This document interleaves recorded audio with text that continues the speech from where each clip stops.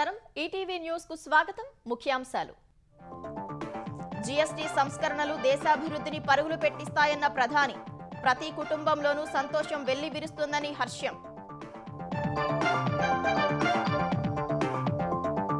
GST సంస్కరణలతో Atmanirbhar Bharat కు మరింత ఊతం ప్రజలు స్వదేశీ వస్తువులనే ఉపయోగించాలని మోదీ పిలుపు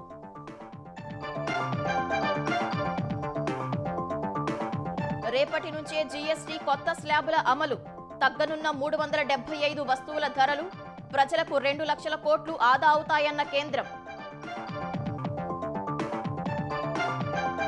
జీఎస్టీ సన్నద్ధతపై చంద్రబాబు సమీక్ష తెలుగులో ఉన్న జీవోల బుక్లెట్ ఆవిష్కరణ ఏపీ ప్రజలకు 8,000 కోట్లు ఆదా కానున్నట్లు వెల్లడి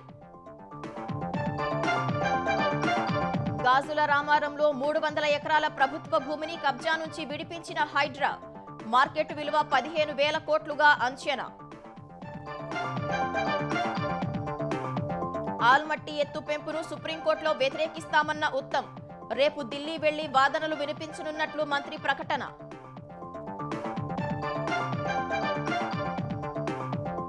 దేశంలో ఓటర్ల జాబితా సమగ్ర సవరణకు సిద్ధమవుతున్న ఈసీ ఈ నెల 30 కల్లా సిద్ధం కావాలని రాష్ట్రాల ఎన్నికాధికారులకు ఆదేశం తెలంగాణలో మొదలైన బతుకమ్మ వేడుకలు వరంగల్లో ప్రారంభించిన మంత్రులు మహిళల ఆటపాటలతో ఊరు వాడ సందడి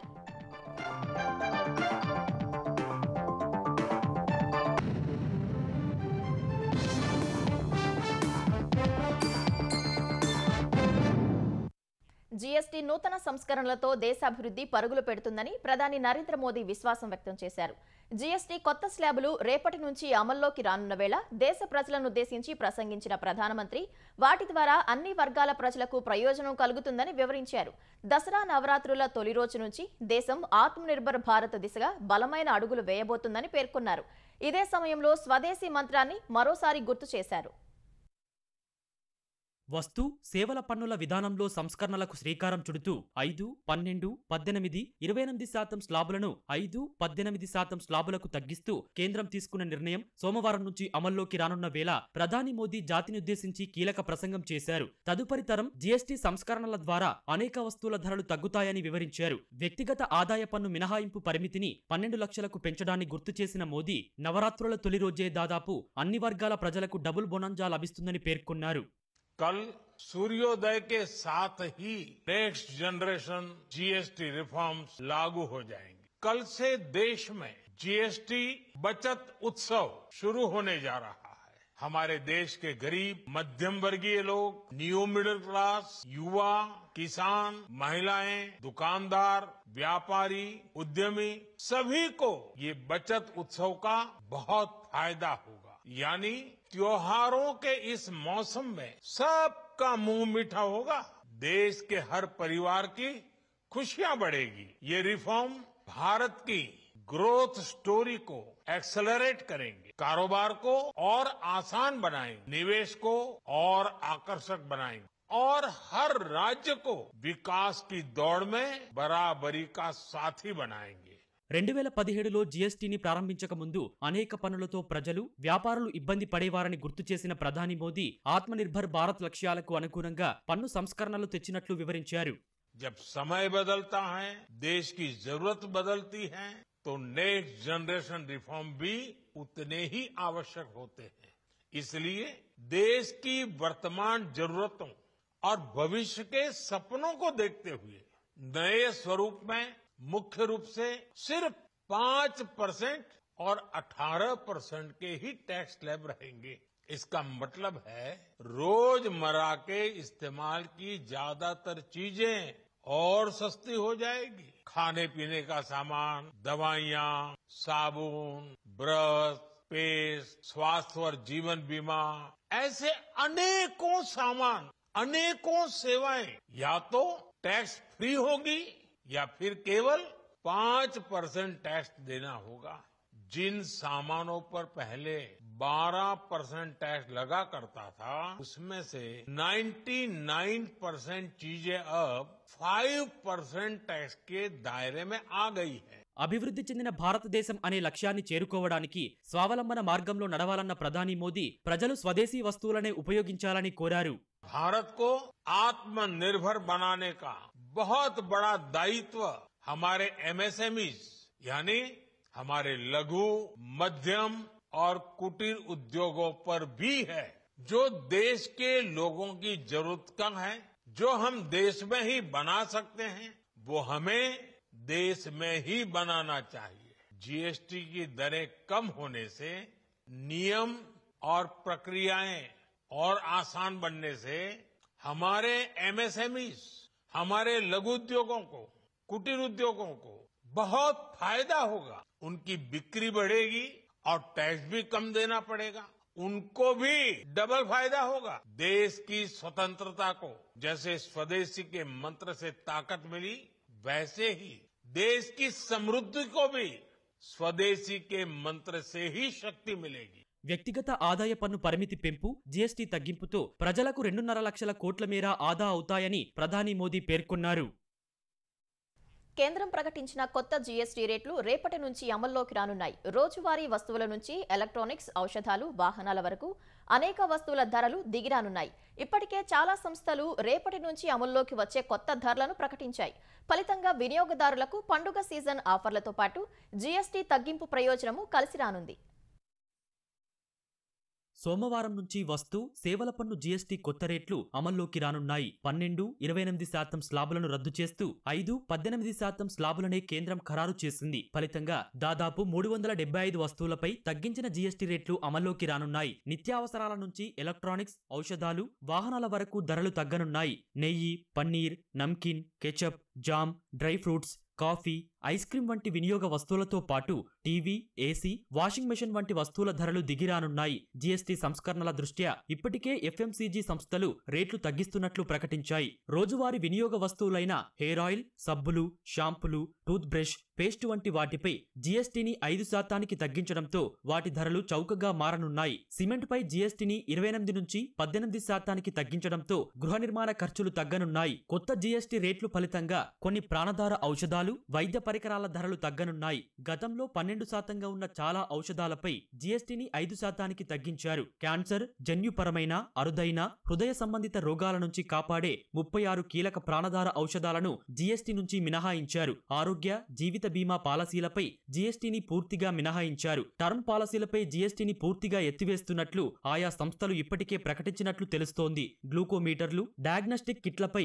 జీఎస్టీ 5% తగ్గించగా సామాన్యులకు ధరలు అందుబాటులోకి రానున్నాయి. ఫార్మసీలు ఎంఆర్పీ తగ్గించాలని లేదా జీఎస్టీ తగ్గింపు ప్రయోజనాలతో ఔషధాలను తక్కువ ధరకు విక్రయించాలని ఇప్పటికే ప్రభుత్వం ఆదేశించింది. మరోవైపు టీవీలపైన సోమవారం నుంచి 2,500 నుంచి 85,000 రూపాయల వరకు ధరలు తగ్గనున్నాయి. స్క్రీన్ సైజులు, స్పెసిఫికేషన్ల ఆధారంగా ధరలు తగ్గిస్తున్నట్లు సోనీ, ఎల్జీ, పానాసోనిక్ వంటి సంస్థలు ప్రకటించాయి. ఈ మేరకు సోమవారం నుంచి అమల్లోకి వచ్చే కొత్త ధరల జాబితా విడుదల చేశాయి. ఏసీలపై సగటున 4,500, డిష్ వాషర్లపై 8,000 వరకు ధర తగ్గనుంది. ప్రముఖ సంస్థలు Voltas, Daikin, Godrej, Panasonic, Haier వంటి సంస్థలు ఇప్పటికే కొత్త ధరలను ప్రకటించాయి. జీఎస్టీ రేట్లు తగ్గింపుతో ఆటోమొబైల్స్ వినియోగదారులకు ఎక్కువ లబ్ధి చేకూరనుంది. చిన్న కార్లపై 18%, పెద్ద కార్లపై 28% జీఎస్టీతో ఇప్పటికే కార్ల ధరలు తగ్గిస్తున్నట్లు అనేక సంస్థలు ప్రకటించాయి. హెల్త్ క్లబ్లు, సెలూన్లు, ఫిట్నెస్ సెంటర్లు, యోగా సేవలపై జీఎస్టీని 18% నుంచి 5% తగ్గించారు. అటు ఖరీదైన కార్లు, పొగాకు ఉత్పత్తులపై ప్రత్యేకంగా 40% స్లాబులను కేంద్రం ప్రతిపాదించింది.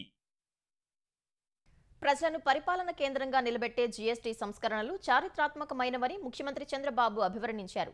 దేశంలో అమలు చేస్తున్న కొత్త తరహా జీఎస్టీ సంస్కరణలు బచత్ ఉత్సవ్ తెచ్చిన ప్రధాని మోదీకి చంద్రబాబు అభినందనలు తెలిపారు.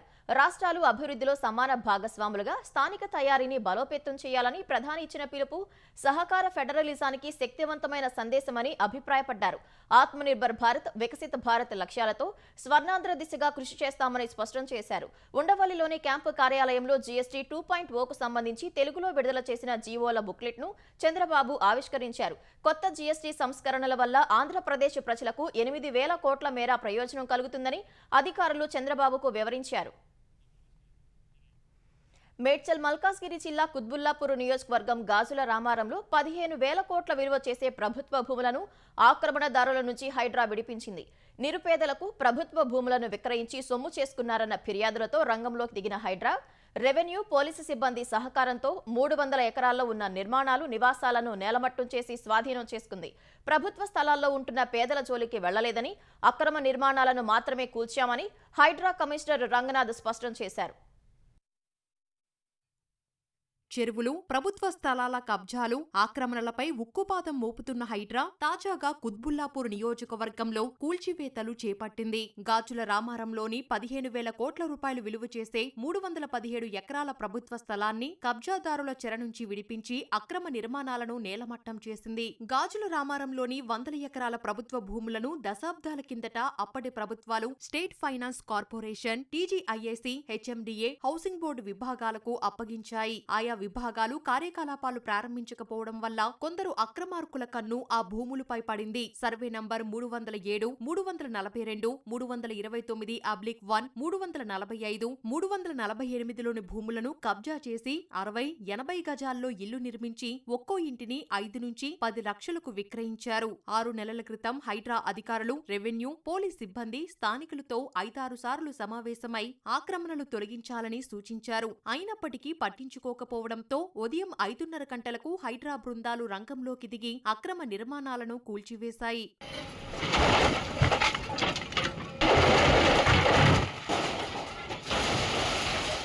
ఇళ్ల కూల్చివేతలపై బస్తీవాసులు ఆగ్రహం వ్యక్తం చేశారు. ప్రభుత్వానికి, హైడ్రాకు వ్యతిరేకంగా నినాదాలు చేస్తూ బతుకమ్మ ఆడుతూ నిరసన తెలిపారు. తొలగించిన విద్యుత్ వైర్లను పట్టుకుని పిల్లలతో సహా బైఠాయించి ఆందోళనకు దిగారు. పలువురు బాధితులు హైడ్రా వాహనాలపై రాళ్లు రువ్వడంతో ఓ జేసీబీ అద్దాలు ధ్వంసమయ్యాయి. అధికారులపై రాళ్లు విసిరిన దుండగుల్లో ఒకరిని, ఆక్రమణదారుల్లో కీలకంగా ఉన్న మరో వ్యక్తి హబీద్ను పోలీసులు అదుపులోకి తీసుకున్నారు.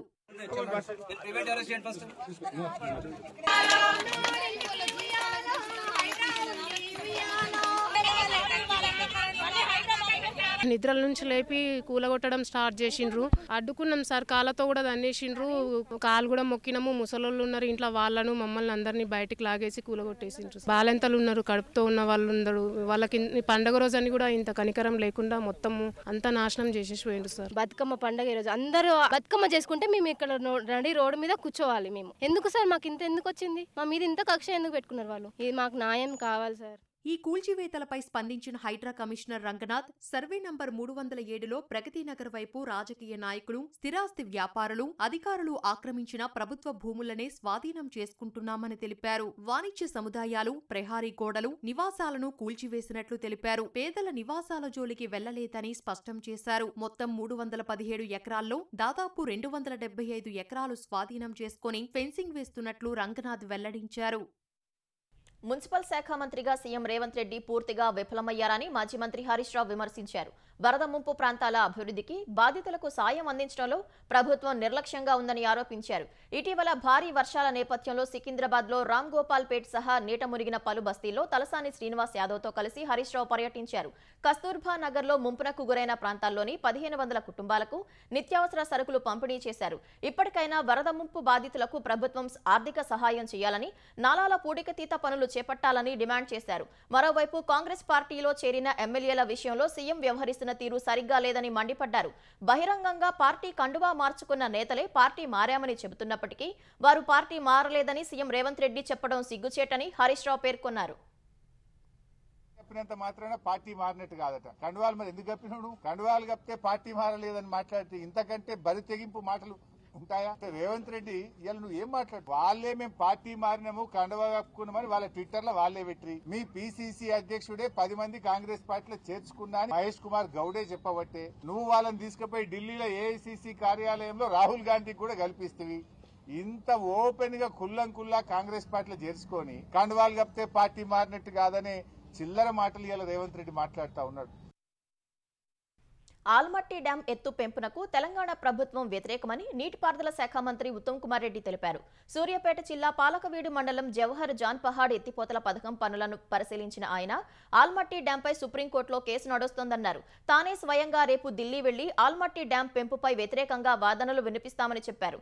బీఆర్ఎస్ హయాంలో చేపట్టిన కాళేశ్వరం ప్రాజెక్టు వాళ్ల హయాంలోనే కూలిపోయిందని ఉత్తమ్ విమర్శించారు. ఆ ప్రాజెక్టుపై విచారణ జరుగుతుందన్న మంత్రి దోషులు ఎంతటి వారైనా చట్టం ప్రకారం చర్యలు ఉంటాయని స్పష్టం చేశారు.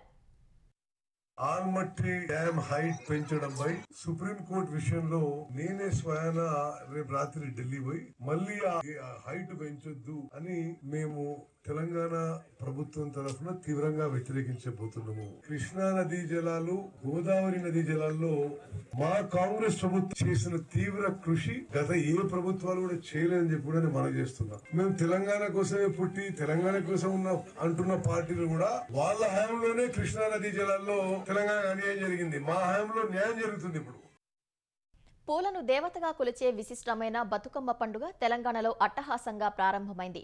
తొలి రోజు ఎంగిలి పూల బతుకమ్మతో మహిళలు వేడుకలను జరుపుకుంటున్నారు. రంగురంగుల పూలతో బతుకమ్మలను అందంగా పేర్చిన మహిళలు వాటిని ఒకచోట పెట్టి ఆడి పాడుతున్నారు. తెలంగాణ ప్రభుత్వం హనుమకొండలోని చారిత్రక 1000 స్తంభాల గుడిలో బతుకమ్మ వేడుకలను అధికారికంగా ప్రారంభించింది. బతుకమ్మ కార్నివాల్ను ఉప ముఖ్యమంత్రి భట్టి విక్రమార్క ప్రారంభించారు. ఈ కార్యక్రమానికి మంత్రులు జూపల్లి, పొంగులేటి, కొండా సురేఖ, సీతక్క హాజరయ్యారు. మంత్రులు కొండా సురేఖ, సీతక్క బతుకమ్మ పాటలు పాడి మహిళలను ఉత్సాహపరిచారు. తెలంగాణ భవన్లో బీఆర్ఎస్ మహిళా నేతలు వేడుకలు జరుపుకున్నారు. మాజీ మంత్రి సత్యవతి రాథోడ్, మాజీ ఎమ్మెల్యేలు పద్మా దేవేందర్ రెడ్డి, గొంగిడి సునీత, ఇతర మహిళా నేతలు బతుకమ్మల చుట్టూ తిరుగుతూ పాటలు పాడుతూ వేడుకలు నిర్వహించారు. సిద్దిపేట జిల్లా చింతమడకలో జరిగిన వేడుకల్లో ఎమ్మెల్సీ కవిత పాల్గొన్నారు. మహిళలతో కలిసి బతుకమ్మను పేర్చి వాటి చుట్టూ ఆడి పాడుతూ సంబరాలు చేసుకున్నారు. నేడు పెత్తర మాస వేళ ప్రారంభమైన పూల పండుగ 9 రోజుల తర్వాత సద్దుల బతుకమ్మతో ముగియనుంది.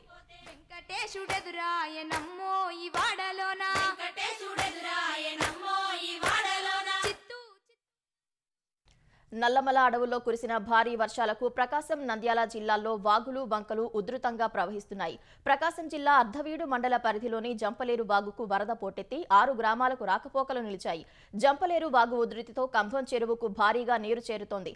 గుండ్లకమ్మ వాగు ఉధృతితో రాచర్ల మండలంలోని సమీప గ్రామాలకు వరద నీరు చేరింది. నంద్యాలలోని చామకాలువ ఉధృతి వల్ల శ్యామ్నగర్లోకి వరద నీరు చేరింది. మహానంది మండలంలో భారీ వర్షం కురిసింది. మహానంది నుంచి బోయలకుంట మెట్ట వైపు రాకపోకలు నిలిచిపోయాయి. పశు పరిశోధనా స్థానం, వ్యవసాయ కళాశాలల్లోకి వరద నీరు చేరింది. అన్నమయ్య జిల్లా రాజంపేటలో వర్షాలకు చెయ్యేరు నది ఉధృతంగా ప్రవహిస్తోంది. నదిలో తాత్కాలికంగా ఏర్పాటు చేసిన ఓబిలి టంగుటూరు రహదారి వరదలో కొట్టుకుపోయింది. ఎన్టీఆర్ జిల్లా తిరువూరులో భారీ వర్షానికి లోతట్టు ప్రాంతాలు జలమయమయ్యాయి. బస్టాండ్ లోపల మోకాళ్ల లోతు నీరు చేరటంతో బస్సులు లోపలికి వచ్చేందుకు వీలు లేకుండా పోయింది. మొగులూరు, చెవిటికల్లు వెళ్లే దారిలో వాగులు ఉధృతంగా ప్రవహిస్తుండటంతో ప్రయాణాలకు ఇబ్బందులు ఏర్పడ్డాయి. కంచికచెర్ల బైపాస్ వద్ద బత్తెనపాడుకు చెందిన ఓ వ్యక్తి వాగులో కొట్టుకుపోయాడు. అతని కోసం పోలీసు, రెవెన్యూ సిబ్బంది గాలింపు చర్యలు చేపట్టారు. ఎమ్మెల్యేలు శాసనసభకు హాజరు కావడానికి సంబంధించి అసెంబ్లీ రూల్స్ లో చాలా స్పష్టంగా ఉందని ఆంధ్రప్రదేశ్ ఉపసభాపతి రఘురామకృష్ణరాజు తెలిపారు. వాటిని వైసీపీ అధ్యక్షుడు జగన్ సహా ఆ పార్టీ ఎమ్మెల్యేలు పాటించాలని ఆయన గుర్తు చేశారు. ప్రతిపక్షాలకు ఎంత సమయం కేటాయించాలనేది ఆయా అంశాలపై ఆధారపడి ఉంటుందని స్పష్టం చేశారు. బీఎస్సీలో చర్చించి పార్టీల బలాబలాలపై ఆధారపడి దీనిపై నిర్ణయం తీసుకుంటారని వివరించారు. స్వతంత్ర అభ్యర్థి ఒక్కరు ఉన్నా కూడా అవకాశం ఇస్తారని రఘురామకృష్ణరాజు చెప్పారు.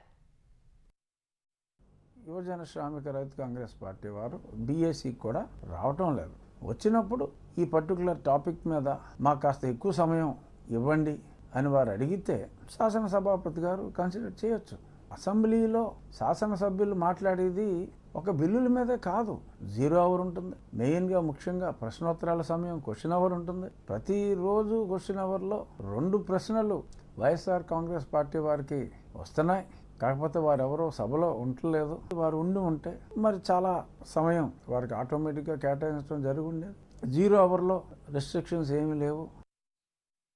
స్వర్ణ నారావారిపల్లి ప్రాజెక్టు తొలి ఏడాదిలోనే ప్రతిష్టాత్మక స్కోచ్ గోల్డెన్ అవార్డు రావడంపై ముఖ్యమంత్రి చంద్రబాబు హర్షం వ్యక్తం చేశారు. ఈ విశిష్ట విజయానికి కృషి చేసిన ప్రతి ఒక్కరికి ఎక్స్ వేదికగా హృదయపూర్వక అభినందనలు తెలిపారు. ప్రాజెక్టులో భాగంగా 1600 కుటుంబాలు సౌరశక్తితో విద్యుత్తును వినియోగిస్తుండగా ఏటా 4.89 మిలియన్ యూనిట్ల విద్యుత్ ఉత్పత్తి అవుతోందని వెల్లడించారు. ఫలితంగా 192,000 టన్నుల కార్బన్ ఉద్గారాలను తగ్గించగలిగారని సీఎం వివరించారు. ఏపీలో పచ్చదనాన్ని పెంపొందిస్తూ సుస్థిర అభివృద్ధికి ఆదర్శంగా స్వర్ణ నారావారిపల్లి ప్రాజెక్టు నిలుస్తోందని సీఎం చంద్రబాబు పేర్కొన్నారు. కేజీబీవీలో సీటు రాలేదని కూలీ పనులకు వెళ్తున్న విద్యార్థిని జెస్సీకి ఏపీ విద్యాశాఖ మంత్రి నారా లోకేష్ అండగా నిలిచారు. మంత్రాలయం మండలానికి చెందిన జెస్సీ దీనగాథను అధికారులను అడిగి తెలుసుకున్న మంత్రి చిట్టితల్లి జెస్సీకి కేజీబీవీలో సీటు వస్తుందని నిశ్చింతగా చదువుకోవాలని ఎక్స్ వేదికగా హామీ ఇచ్చారు. పరిస్థితులు ఏవైనా కానీ పుస్తకాలు పెన్ను పట్టాల్సిన చేతులు పత్తి చేనులో మగ్గిపోవటం బాధాకరమని లోకేష్ విచారం వ్యక్తం చేశారు. విద్యకు పిల్లల్ని దూరం చేయొద్దని తల్లిదండ్రులకు సూచించారు. పితృదేవతలకు పిండ ప్రదానం చేసేందుకు వెళ్తూ ముగ్గురు దుర్మరణం పాలైన విషాదకర ఘటన బాపట్ల జిల్లా మార్టూరు మండలం కోలలపూడిలో జరిగింది. జాతీయ రహదారిపై కుక్కను తప్పించబోయి రహదారి మధ్యలో ఉన్న డివైడర్ను కారు ఢీకొట్టింది. ఈ ఘటనలో ఒకే కుటుంబానికి చెందిన 5గురిలో 3 అక్కడికక్కడే మృతి చెందారు. పితృదేవతలకు పిండ ప్రదానం చేయడానికి తిరుపతి నుంచి పిఠాపురంలోని దేవాలయానికి వెళ్తుండగా ఈ ప్రమాదం జరిగినట్లు తెలుస్తోంది. మృతులను దామర్ల లక్ష్మణ్, సుబ్బాయమ్మ, హేమంత్గా గుర్తించారు. స్వల్ప గాయాలతో బయటపడ్డ మరో 2 మార్టూరు ప్రభుత్వాసుపత్రికి తరలించి చికిత్స అందిస్తున్నారు. కర్నూలులో ₹2కే కిలో ఉల్లి విక్రయాలను జిల్లా కలెక్టర్ సిరి ప్రారంభించారు. కర్నూలు వ్యవసాయ మార్కెట్లో 45 కిలోల ఉల్లి బస్తాను ₹100కు విక్రయిస్తున్నారు. రైతుల నుంచి మార్కెట్ ద్వారా రాష్ట్ర ప్రభుత్వం కింటా ఉల్లిని ₹1,200కు కొనుగోలు చేసింది. వ్యాపారులు కొనుగోలు చేయగా మిగిలిన ఉల్లిని ప్రజలకు తక్కువ ధరకు అధికారులు అందజేస్తున్నారు. మార్కెట్ యార్డులో 4 కౌంటర్లను ఏర్పాటు చేసి వినియోగదారులకు అందిస్తున్నామని కలెక్టర్ తెలిపారు. తక్కువ ధరకు నాణ్యమైన ఉల్లి లభిస్తుండటంతో ప్రజలు పెద్ద సంఖ్యలో తరలివచ్చి ఉల్లి కొనుగోలు చేస్తున్నారు. ప్రభుత్వ చర్యల పట్ల హర్షం వ్యక్తం చేస్తున్నారు. ఈ నెల 30 నాటికి ఓటరు జాబితా ప్రత్యేక సమగ్ర సవరణకు సిద్ధం కావాలని రాష్ట్రాల ప్రధాన ఎన్నికల అధికారులను కేంద్ర ఎన్నికల సంఘం ఆదేశించింది. అక్టోబర్, నవంబర్ నుంచి ఎస్ఐఆర్ను చేపట్టాలని కేంద్ర ఎన్నికల సంఘం భావిస్తోంది. ఈ నెల ఆరంభంలో రాష్ట్రాల ఎన్నికల అధికారులతో జరిగిన భేటీలో ఈ మేరకు సీఈసీ ఆదేశాలు జారీ చేసింది. బీహార్లో ఓటరు జాబితా ప్రత్యేక సమగ్ర సవరణను ఇప్పటికే చేపట్టిన కేంద్ర ఎన్నికల సంఘం దేశవ్యాప్తంగా దీన్ని నిర్వహించాలని భావిస్తోంది. వచ్చే ఏడాది అస్సాం, కేరళ, పుదుచ్చేరి, తమిళనాడు, పశ్చిమ బెంగాల్లో అసెంబ్లీ ఎన్నికలు జరగనున్నాయి. బంగ్లాదేశ్, మయన్మార్ సహా విదేశాల నుంచి భారత్కు అక్రమంగా వలస వచ్చిన వారు ఓటర్ల జాబితాలో లేకుండా చేయాలనే ప్రధాన లక్ష్యంతో ప్రత్యేక సమగ్ర సవరణను కేంద్ర ఎన్నికల సంఘం చేపట్టింది. H-1B వీసాల ఫీజును $1,00,000లకు పెంచుతూ అమెరికా అధ్యక్షుడు ట్రంప్ తీసుకున్న నిర్ణయం ఆ దేశ లేబర్ మార్కెట్పై తీవ్ర ప్రభావం చూపనుందని ఆర్థిక నిపుణులు తెలిపారు. దిగ్గజ సంస్థలకు ట్రంప్ నిర్ణయం సమస్యాత్మకంగా మారుతుందని అన్నారు.